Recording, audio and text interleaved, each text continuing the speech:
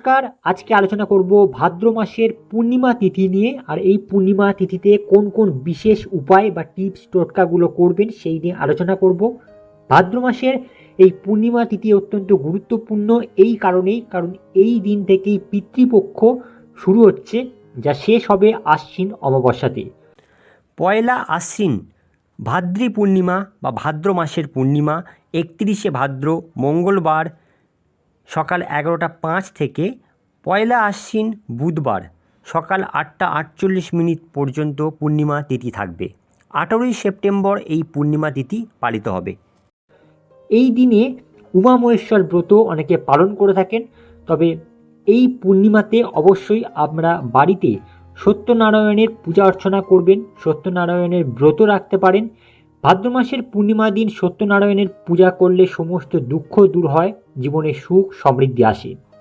পূর্ণিমার দিনকে খুব সকালবেলা উঠে ব্রতের সংকল্প গ্রহণ করা এবং পবিত্র নদী, হ্রদ বা পুকুরে স্নান করে যথাযথ পদ্ধতিতে নিয়ম মেনে সত্যনারায়ণের পূজা করা এবং সেখানে সত্যনারায়ণকে নৈবেদ্য, ফল ও ফুল অর্পণ করুন। পূজা শেষে সত্যনারায়ণের কথা বা পাঠ শোনা উচিত।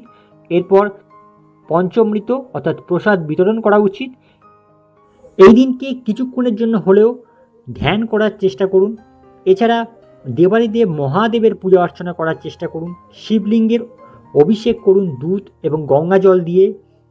বিষ্ণু সহস্রনাম পাঠ করার চেষ্টা করুন এই দিনকে। এছাড়া যারা আর্থিক সংকটে ভুগছেন তাদের জন্য 11টি কড়ি নিন এবং তাতে হলুদের টিকা দিন এবং সেটিকে মা লক্ষ্মীর ছবির সামনে বা মা লক্ষ্মীর মূর্তির সামনে রেখে পূজা অর্চনা করুন। ধূপ দীপ জ্বালিয়ে পূজা অর্চনা করার পর সেটিকে একটি লাল কাপড়ের মধ্যে নিয়ে সেই 11টি কড়ি লাল কাপড়ে বেঁধে আপনার ক্যাশ বাক্স বা যেখানে অর্থ রাখেন সেই জায়গায় রাখতে হবে।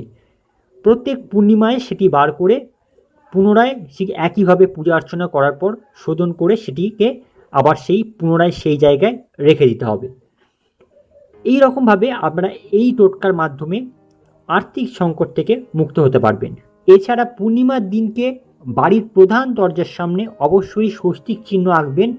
হলুদ এবং দুধ মিশ্রিত বা গঙ্গা জল দিয়ে হলুদের সঙ্গে দুধ মিশিয়ে একসাথে স্বস্তিক চিহ্ন বাড়ির প্রধান দরজার সামনে আঁকার চেষ্টা করুন। এই সমস্ত উপায় বা টিপস টোটকাগুলো করার চেষ্টা করুন। আশা করি খুব ভালো ফলাফল পাবেন। পরবর্তী ভিডিওগুলোতে আরও নতুন নতুন বিষয়, নতুন নতুন টিপস টোটকা নিয়ে আলোচনা করব। আজকে এই পর্যন্ত, ধন্যবাদ।